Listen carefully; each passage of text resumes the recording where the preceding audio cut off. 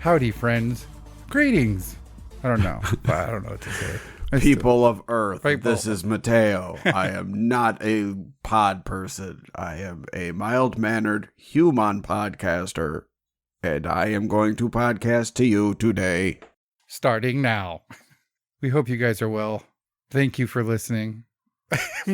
Mike, how's the weather over there? It's hot as fuck, actually. It is over here, too. It's bothersome. Well, the thing is, I live in a land of extremes. We don't have mild weather. It's either fuck your face cold or melt your face hot. And if it's neither of those things, then it's piss and rain 24/7. So we don't get mild days here. It's a wacky world that we live in. Sounds lovely. Yeah. Well, I came across a pretty cool UFO encounter story. Yeah, you did. That I've never heard of. I'm sorry. I thought we were recapping the last shark episode. My bad. Oh, our patrons are in for a treat this month. They are. I think we outdid ourselves with this sticker. Yeah, it's a good one. So all you non-patrons, you might want to ski-daddle on over there, because once they're gone, they're gone. Yeah, that's what she said. But yeah, shark fuckers. That's a thing that Mateo does. It's not a thing I do. I think that's the only... It is a thing. I'm sorry. I forgot to use your stage name. Oh, what's my stage? Pablo Magnum. Don't. What do you mean? What's my stage name? Come on.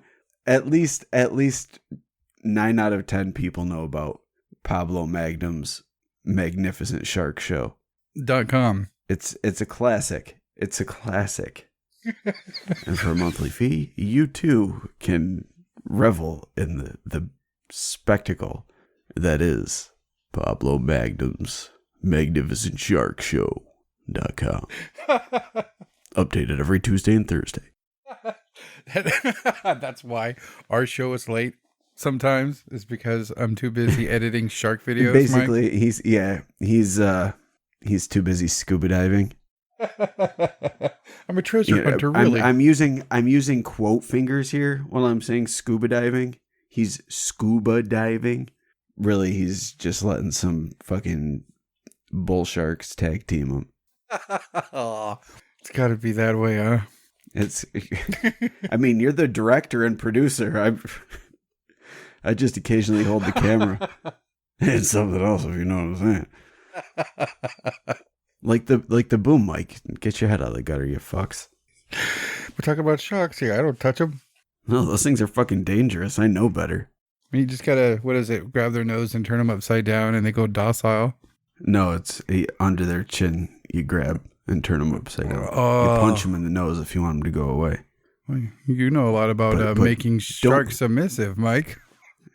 Don't boop the snoot. That's not a thing unless it's attacking your face. And if you're being attacked by a shark, just curl up in a ball and start praying. Forget about it. It's over. It's a wrap. It can bite you once and you're going to bleed out. That's like worst case scenario. I say if a shark is attacking you, fight the fuck out of it. And if you can, bite it back just for kicks. Haha, fuck you, shark. Ooh, that's a good idea. Bite shark. Yeah. Be the one to draw first blood. Let's start jumping in the ocean and biting sharks. Screw this licking ice cream trend. Go jump in a fucking ocean and bite a shark. That's what we need more of. I watched a video on the internet where these guys were on a boat in the ocean, and I think it was a hammerhead shark, and he was a big one, bigger than the average hammerhead shark, and he just jumped from the boat on its back, and it fucking scared the shit out of it, and it took off, and he got back on the boat. I was like, oh my God. Yeah, hammerheads they're not looking to fuck you up. It's a shark. Yeah, but they're primarily bottom dwellers, and you don't look anything like their food. Their head is shaped like that so they can find specific food on the bottom of the ocean, not scuba guy jumping in from the clouds on top of them. I mean, that would, like, really think about that. That would be the equivalent of you walking through your neighborhood and like a fucking wild gorilla jumps out of a tree onto your back. You're gonna run like fuck. You're gonna be like, oh shit, what the hell? I'm definitely not gonna turn around to bite it. Yeah, no. You're gonna be like, nope. See a weird monkey thing that's on my back. Anyway, how did we get here? This is nothing about. This has nothing to do with our show at all. No, but it's okay. Don't fight it. Don't fight it. I'm gonna punch it right in the nose. What we are going to talk about. Punching things in the nose? No. It's called the Shaitan Mazar UFO crash. Are you sure about that? No. I'm going to try that again. Here, I have a... Why don't we throw a Google search in there and see what it says? Will it play how it's pronounced? It should. Ooh. Say how to pronounce and then type that in. How to pronounce... Shaitan Mazar. Shaitan Mazar. Okay. The Shaitan Mazar UFO crash. I don't think that's right either, to be honest. But this is what I've never heard of. And it's a pretty big case. And apparently all this information comes from the Russian government where this takes place. It took place August 28th, 1991. We were all listening to Nirvana. And it was just a normal day for us, but not for some poor Russian radar operators. 4:42 p.m., they noticed a gigantic object enter into their airspace, and it was traveling at 596 miles per hour. I've changed all these to mph instead of kilometers per hour, just so, I'm not trying to diss the metric system or anything like that. The metric system is the fucking man. I wish that we had the metric system, because our system makes no goddamn sense. But it's just what I grew up with, so I'm used to it. Yeah, I have no problem. I realize it's stupid, but, what do you want me to do? That's how I was raised, damn it. Yeah. Okay, after the object was confirmed on the radar, they sent its standard procedure, quote, friend or foe messages. And when those were ignored, the decision was made to send up 2 fighter jets to intercept it. The initial radar readings showed that this object was massive, but when the pilots made visual contact with it, they were staggered by its size. They estimated this dull metal-colored cylinder-shaped craft to be 1,968 feet long, or 600 meters, and 360 feet wide. And they said it had 2 portholes near the front end, and there were some highly visible glowing green symbols on the side. And the jets decided to trail this object, and they were again ignored. And the jets were then ordered to fire a burst of warning shots at it. But as they approached to do so, the jet systems would begin to fail. And that included the engines, and it was decided that it was too risky. So the mission was aborted, and they were ordered to report back to base. The radar operators watched as this massive craft increased its speed to 4,225 miles per hour and fly sporadic zigzag patterns all over the map for about 30 minutes until it disappeared completely. Now, reports from locals started pouring in describing the exact same craft, so they knew that other people saw it. And the Russian government, being witty, decided to listen to all these reports, what people were saying. And about a month after this happened, they got the report that this UFO had crashed. So they took these reports seriously, and the call was made to send out a search party. And on June 6th, rescuers observed a 6,000-foot skid mark leading to the craft. They are saying that they actually found it. The team set up an observation 1.5 miles away from the crash site, but they kind of quickly had to abort due to a bunch of different circumstances that was hampering any effort to get to the craft or investigate anything. They all experienced what they called, quote, unusual anxiety, depression, and exhaustion. They could not photograph or film anything due to levels of radiation destroying all film they had. Within 800 meters, quote, the men's hair stood up on end and all equipment severely malfunctioned. At 600 meters, all their watches stopped. And at 500 meters, they encountered an unpassable wall of radiation. Like when you say unpassable, like had too high radiation, like the radiation levels were too high, or was it physically impassable? The radiation levels were too high. It would be assured death to pursue. Oh, okay. All right.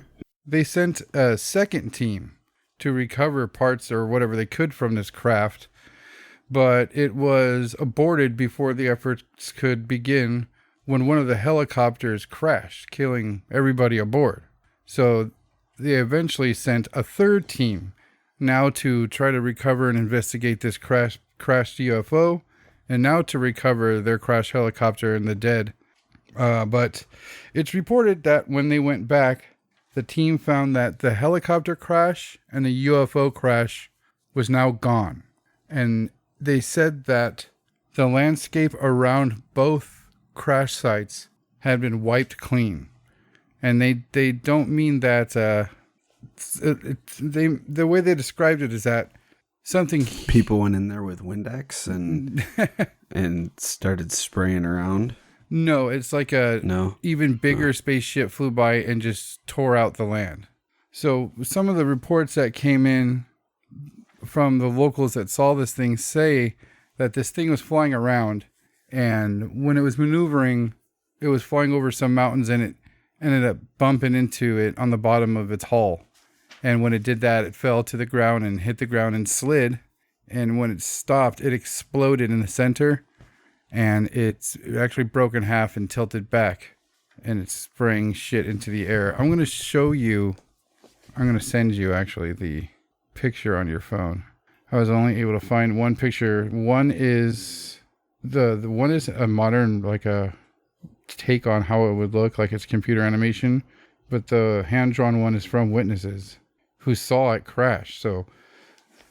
But they say that the rumors of the UFO crashing quickly turned into people saw it crash. People tried to go investigate the crash, but they said that just the locals ran into not feeling well, getting burns, and what they recognized as radiation. So they couldn't get to it.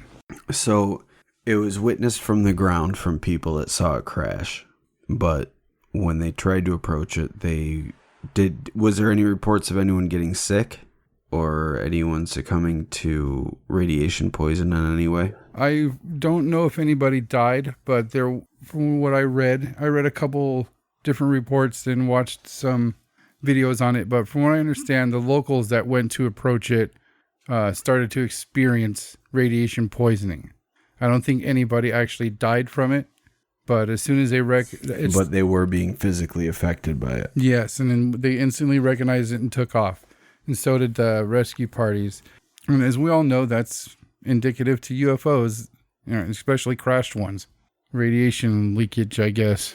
Or if you were to stage such a thing, I think that's what people would expect.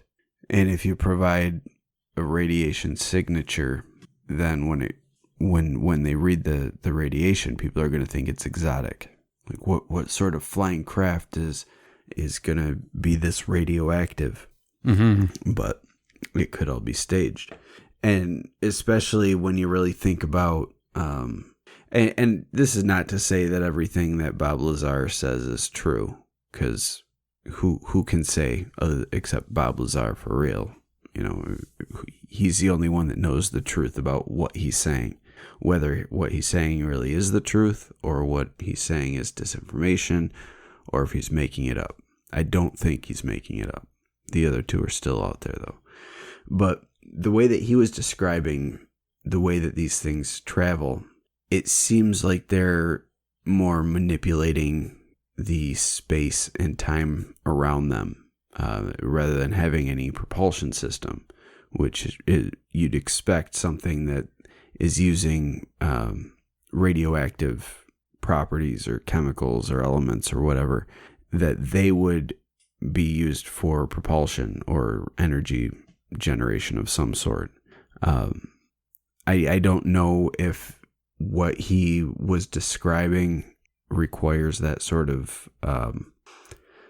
power source, but I would think, and you know, I've talked a lot about my own conspiracy theory that UFOs are not aliens, and that a lot of what we're seeing, at least the nuts and bolts sorts of craft, are very likely some sort of military craft that we're unaware of. But I could see, especially because it's in another country. Maybe it was something that the U.S. flew over to Russia with the intention of crashing it to make it look like a UFO. And this goes back to my whole Project Blue Book thing, where you could make it appear like aliens are attacking by using these weird looking craft that you've been testing for decades and mounting what appears to be highly advanced weaponry, when really it's just stuff that they stole from Tesla back in the day. And so if you're planting that seed early on, have some crashes from around the world. Send one to Russia, who, you know, this is shortly after the collapse of the Soviet Union. So send it over there and crash it. And then once it crashes, they've got the evidence, and it's something exotic that they're unaware of. And so when the time comes where they want to pull the trigger and create this fake invasion, there's already precedent for it. There have been craft that have been chased by UFOs. There have been crashes. There have been landings where they've been able to test for radiation. And there's all this stuff that could have a really mundane, I shouldn't say mundane, because it's pretty extraordinary, but not alien. It's got a very human origin, and I think that a lot of this stuff is being used for purposes of a future cover-up. And that's why the whole UFO thing has been so secret, and why they can't confirm or deny. And they keep saying that the UFO research programs are being shut down, and then years later we find out, oh no, it's still going. But then it gets shut down again, and oh no, it's still going, but we stopped doing that a few years ago. But what happens is they just keep changing the names of the projects that are doing this quote unquote research. And I really believe that that's why all this disclosure stuff is coming out. Not because they're finally going to be like, yeah, fucking aliens exist. It's going to be to have set up some sort of attack in some way and blame it on aliens. And it sounds like a fucking movie plot. It doesn't sound like it could be real.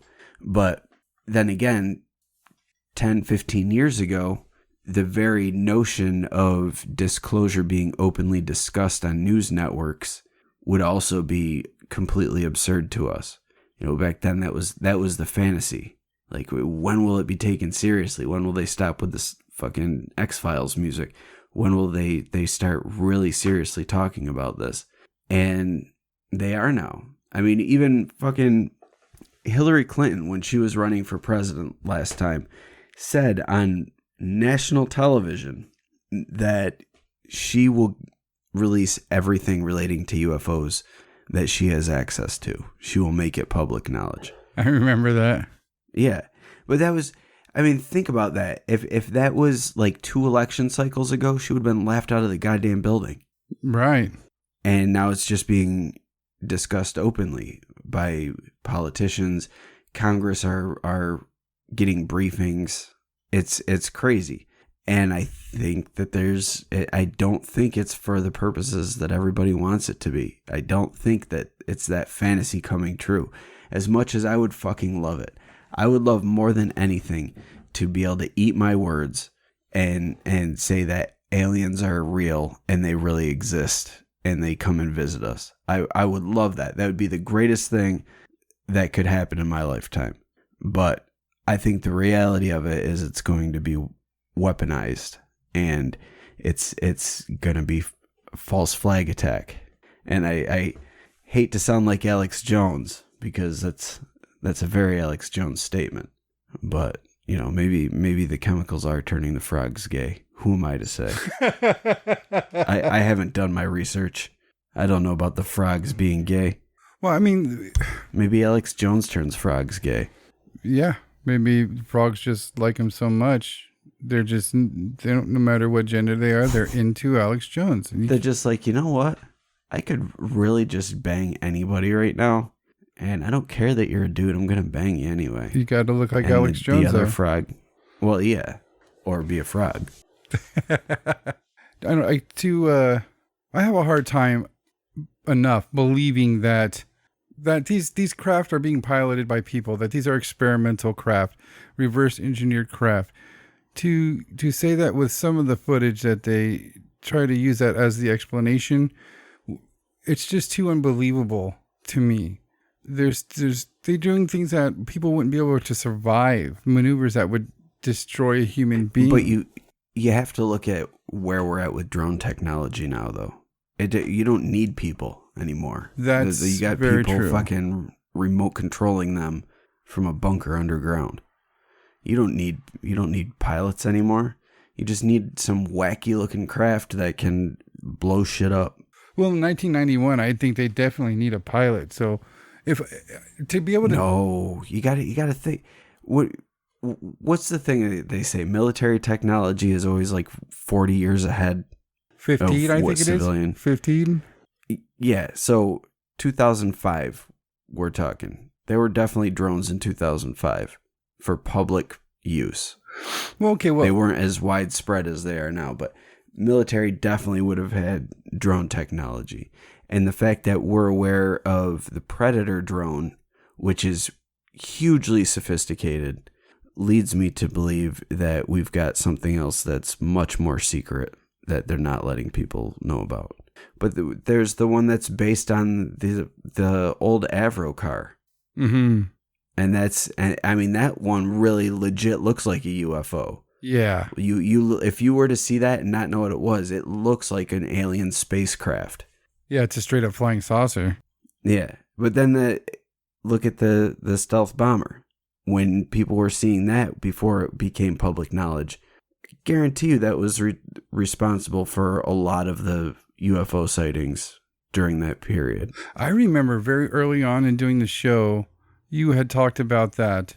And you're like, have you looked at one recently? And I hadn't. So we stopped and I looked at it. I was like, wow, that is a bizarre looking fucking plane.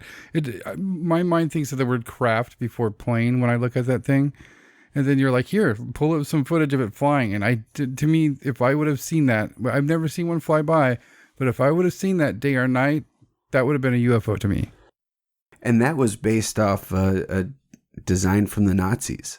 This was something that the Nazis were I can't remember if they were planning to build it or if they ended up building it, but during World War II, this was something that was, it seemed fully reasonable for them to build that in that time period, the mid-40s. And as we all know, with Operation Paperclip, we took the best and brightest, and if it wasn't for Paperclip, we probably would not have gotten to the moon. And if we took those scientists that were working on these advanced aircraft like the flying wing, what else could they have come up with in the years afterwards? You know, let's just say that some of these guys were 40, 50 years old, and we're saying we're going to make sure you don't get executed for war crimes or tried for war crimes so long as you work for us and help us while you're alive. So you got someone who's 40, 50 years old. That gives you another, probably somewhere between 10 and 40 years to work with them. Yeah. And if they're already making these advancements in the late 40s, as technology gets better, what other advancements are they going to make? Yeah, can you imagine some guy in a black suit with a black tie show up to your house every month going, hey, if you don't produce, we're just going to shoot you in the fucking face. You can't just sit here. Yeah, this ain't no free ride, toots. We know what you did during World War II. So you're going to do this for us as penance. Or we can paint the wall with your brains. Your choice. Well, for me, just to be able to grasp on them doing that, I'm much quicker to believe the alien theory than reverse engineering human piloted craft. But to be able to do that with something, I don't even think it's reverse engineered though. Like, I don't think it's alien craft at all. I think it's human craft designed to look alien. Experimental craft, then. Yeah. Okay. Yeah. Well, to do that to something that's 1,968 feet. Okay, this is almost 2 aircraft carriers big. Yeah, that's insanely big. To imagine flying to intercept this thing and seeing something, and as you slowly get to it, you first see it, you go, no. And as you get to it, it just gets bigger and bigger and bigger. I mean, the report says that these guys were shocked. The radar showed how big it was. They knew how fucking big it was. And they were like, holy shit, okay, let's go look at it. And they said they were just, they were all, both the pilots they're stunned into silence at how big this thing was. So for them to be able to do that, I'm not buying it with this case. To me, this is a fucking Phoenix Lights thing. I think this wasn't a malfunctioning mothership. So you're saying that these big guys are the motherships, then? Absolutely. It even has bay doors, two portholes on the side. I mean, big enough to launch something out of it. You know, that's what they said. It was noted that they were big enough to launch something out of it. That could be definitely some fucking Star Wars fucking force field hangar type thing in there. Yeah, that's...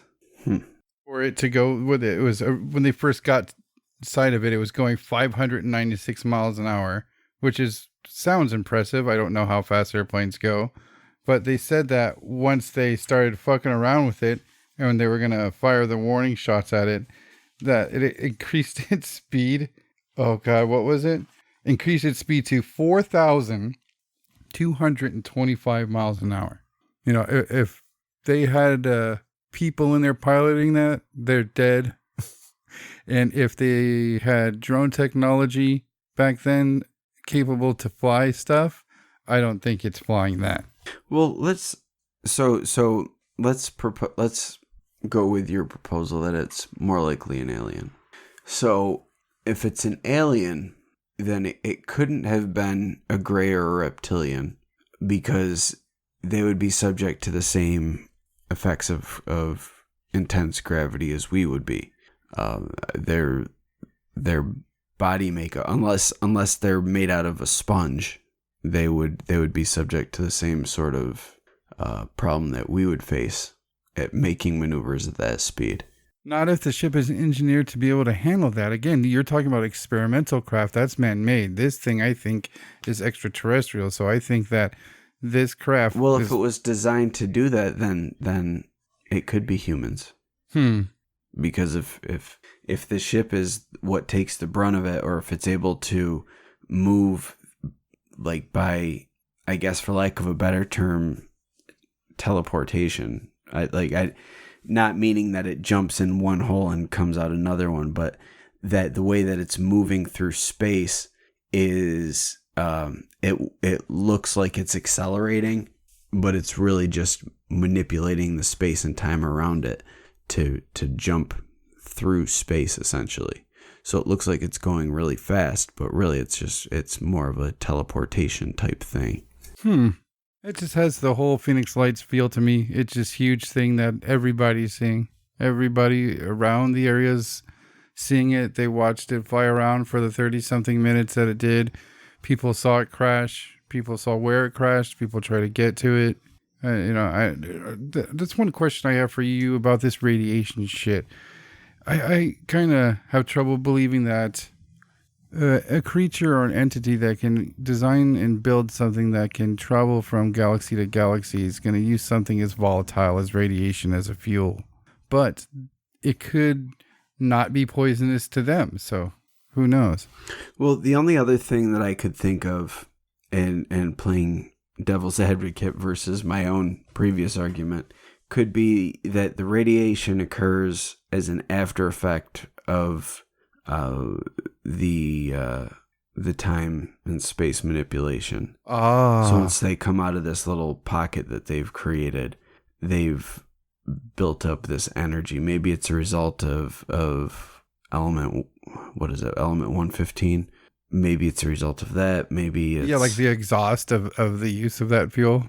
Yeah.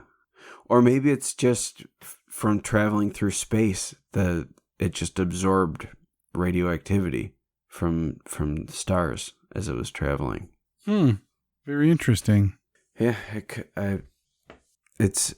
I don't know enough about element 115 to be able to say whether or not it's going to produce radioactive, or if it would be radioactive enough to the point where it's going to make people sick. Mm-hmm. Was that Bob Lazar put up a picture on Instagram the other day? It's a picture of a test result, and it says the amount of uranium in my urine is literally off the chart, and it is. It shows it. It's got all these weird levels in his urine, so you could be from what? From working on the craft? Yeah, that's what he's saying. Is that what he's saying? I believe so. Interesting. So with that element 101 billion trillion negative omega, that very well could be fucking be messing with him, or I mean uranium, and that's radioactive stuff. So he's obviously doused in that shit from messing with that shit. Yeah. He's stupid with that shit. Sticking all over him. I know you, Ben. Smell it on you. An interesting side note, where the UFO crashed, it's a place that they call the Devil's Graveyard. And apparently... What? Yeah. But they said there's also nearby in this area they call the Devil's Graveyard, there's supposedly a lake with healing properties. So the whole area is very spooky and majestic, and the locals that live there take it very serious.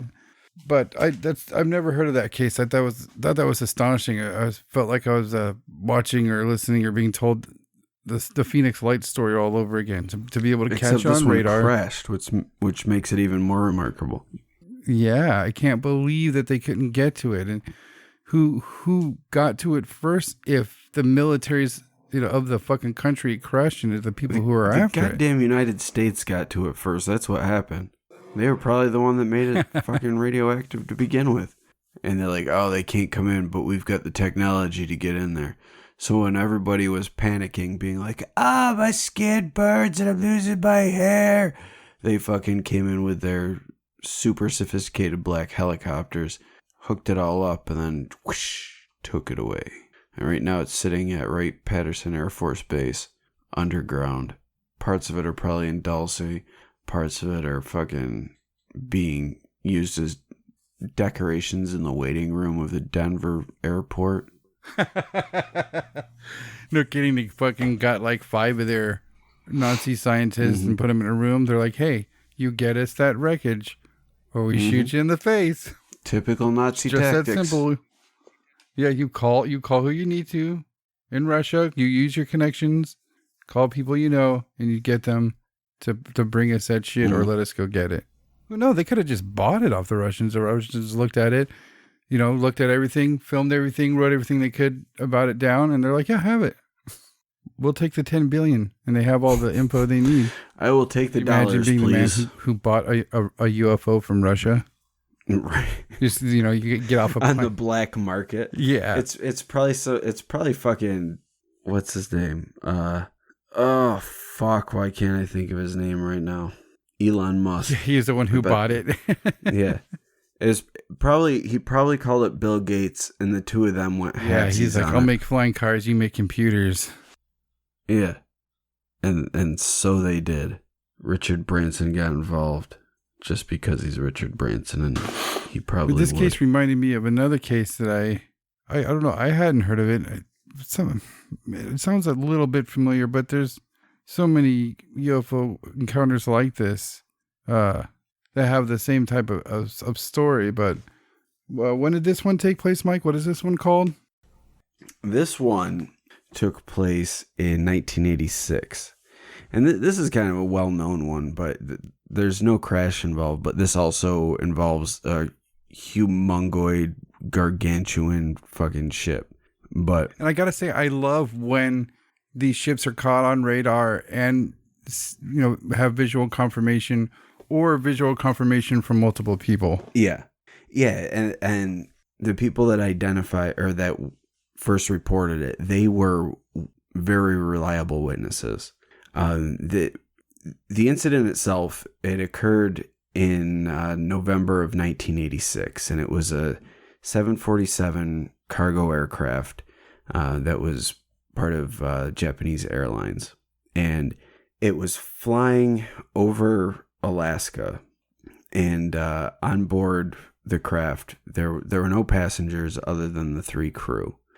Like I said, it was a cargo freighter, so it was the pilot, Captain Terauchi, and he was an ex-fighter pilot who had thousands of hours of flight experience.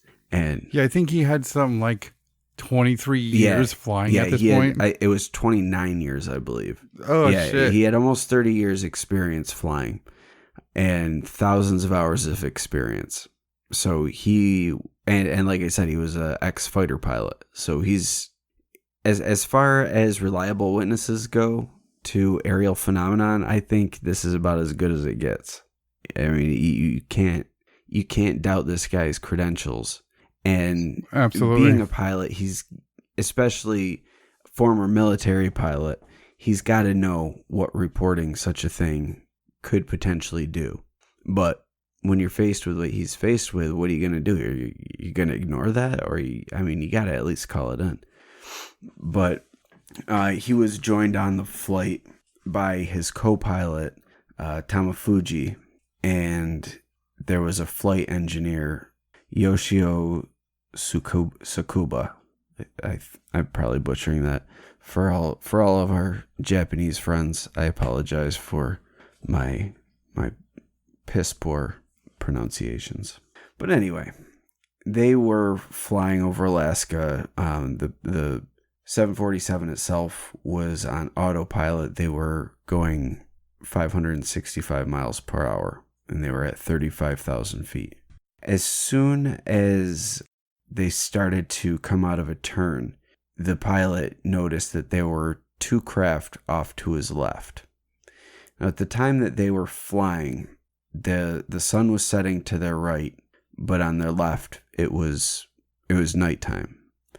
So he noticed these 2 craft off to his left in the dark, and they were about, he estimated about 2,000 feet below where his craft was. So he assumed at this point that it was a military craft, but then they kind of fell in alongside of him and they were pacing his flight speed. And after following him for a few minutes, they all of a sudden flew into position about 500 feet in front of the 747. And he said when he was looking at since they were in front of him, he was now viewing them from behind. And he said that they had these rectangular lights on the back that seemed to act like thrusters. And he said the lights would become really bright and they would kind of, they would speed up a bit when they would brighten. But he said that the way they were flying, it seemed to fly like they were not being affected by gravity. And he said it would do things like it would speed up and then it would stop completely and then it would fly at the speed they were flying at, going right towards them, and then they would change course last minute. And he said that it was like gravity did not affect them and whoever was in it was not being affected by these maneuvers at all. Wow. So he, at this point, once the craft gets in front of him, he decides to contact air traffic control, and they couldn't confirm anything in their position. So he waited for another few minutes, and they stayed in the same configuration in front of him, and they stayed there for another 10 minutes while he was just flying his regular flight path, never showing up on on radar from the ground. That's going to be scary seeing these two crafts. I mean, you're a seasoned pilot. You know what's happening. You know what's going on. To see these things in the air, everybody in the plane with you is seeing these things in the air, and to call it in and having to say there's nothing there, I instantly would have fucking felt like shit. I was like, oh no, this isn't right. Yeah. So after about, I think it was 13 minutes, the objects all of a sudden left the ship, or left their position in front of the 747, and they moved off to the east and dipped down towards the horizon and then disappeared. So as they're traveling on, Captain Taruchi noticed where these objects disappeared, there was now what he described as a thin band of light that seemed to be on the same altitude that they were at. And it was also going the same speed and in the same direction. So he set his onboard radar, and he was able to confirm that the object was real. It appeared on his radar. But ground control still found nothing on their radar to indicate that there was something there. He was flying in the same direction as this object, and as Fairbanks, Alaska as they were flying over Fairbanks, Alaska, the lights from the city began to illuminate the object a bit. And the pilot said that he thought he was able to see the outline of what looked like a giant spaceship. And he said it was twice the size of an aircraft carrier, much like the one that you just described. Whoa. But the way that he drew it, it kind of looks like a walnut. Like it's got like a rim around it, and it's big and bulbous in the middle. Or like I don't know how this is gonna date me, but when I was a kid, there were these toys that you could get. I can't remember what they were called, but it was basically a rubber ball with like a plastic platform around it, and you'd stand on the platform and jump with the rubber ball. Yeah. I can't remember what they were called, but that's what it looks like. One of those. And yeah, we're fucking old. Yeah, it looks like the planet Saturn. Yeah. I don't know. I didn't just start with the planet Saturn. That's something everybody knows. Like a walnut or like some dangerous toy from the 80s that they don't make anymore. No, Saturn brought him back. Saturn works. That's the one. But he said it was twice the size of an aircraft carrier. That's insane. Yeah. But this particular craft was not seen by the other two crew members. This was only seen by the pilot. Man, I would love to see that pilot report that to a superior. How do you doubt somebody who's so distinguished at his job? Yeah, I don't know. It's hard, and especially because afterwards, when he came back, he was interviewed about it, and because he actually talked about it, he was grounded, and he wasn't allowed to fly for a while. He was just given a desk job with the airline, and it was because he talked. He talked to the press about what happened. That shit. But yeah, but he the military actually offered intervention during this whole incident, but he declined. But there were two planes that approached, and they were able to confirm the presence of this other craft. Really? I didn't know that. Yeah.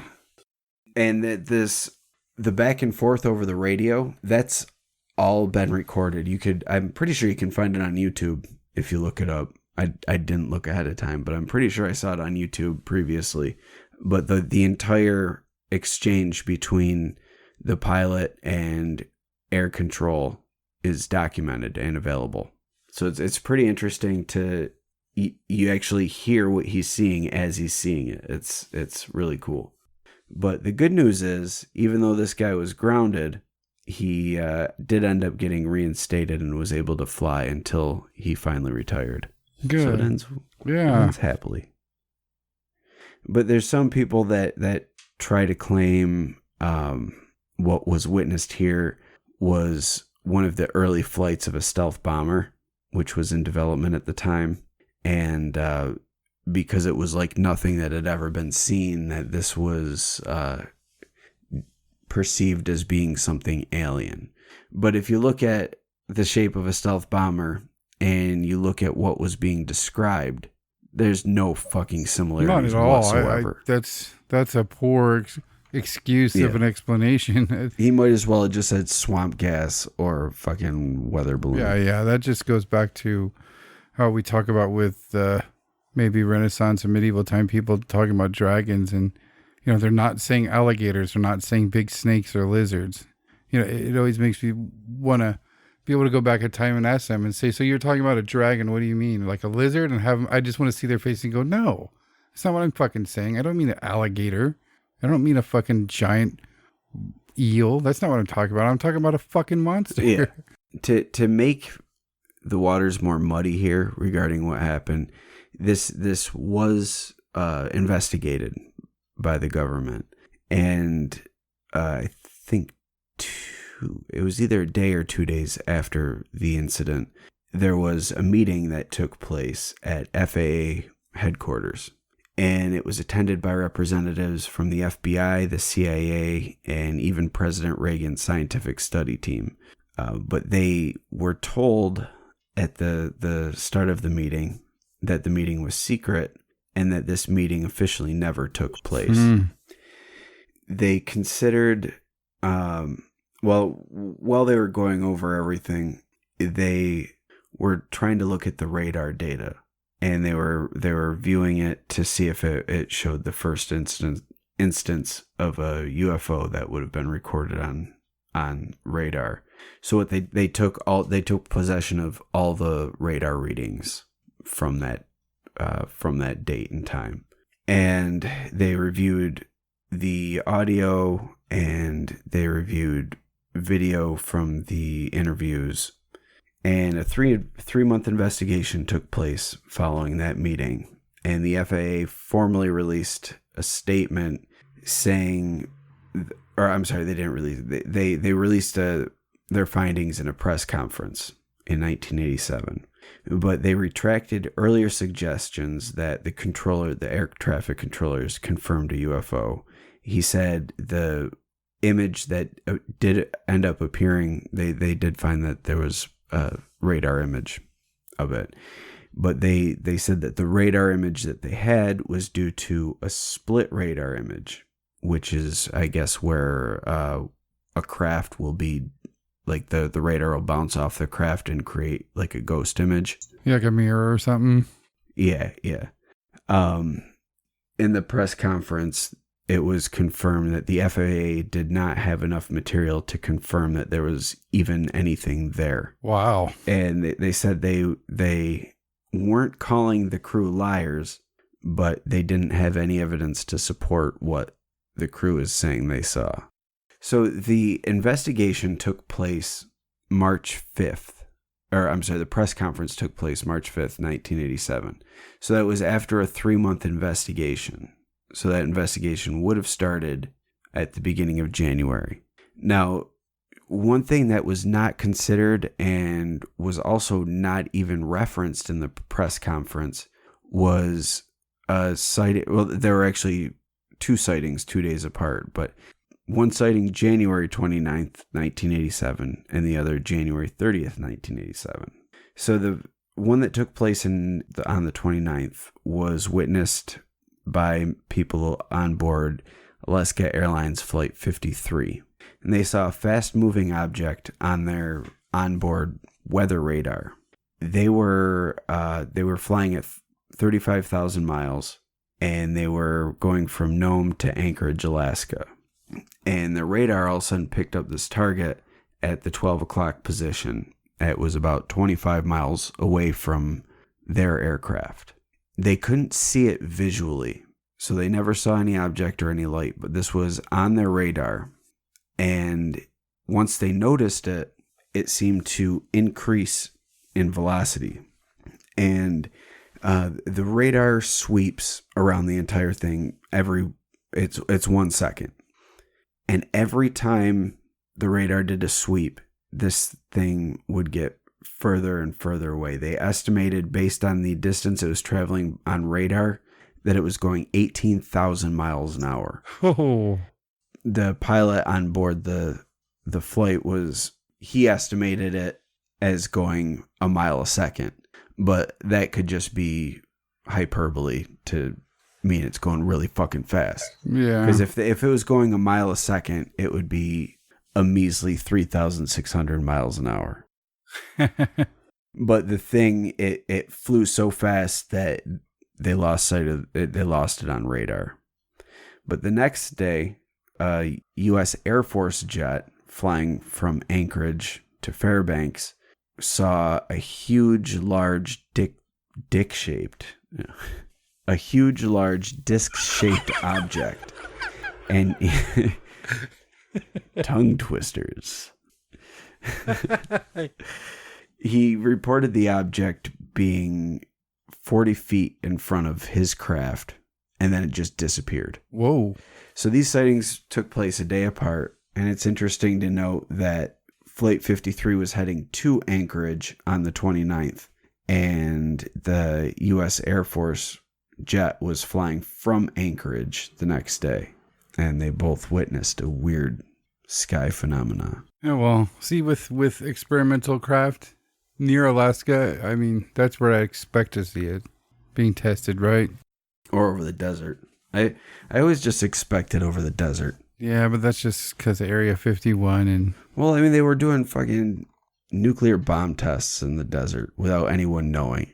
If they can blow up goddamn nukes in the desert, I'm sure they can fly a few fucking UFOs. Thank you for listening to the Whatcast.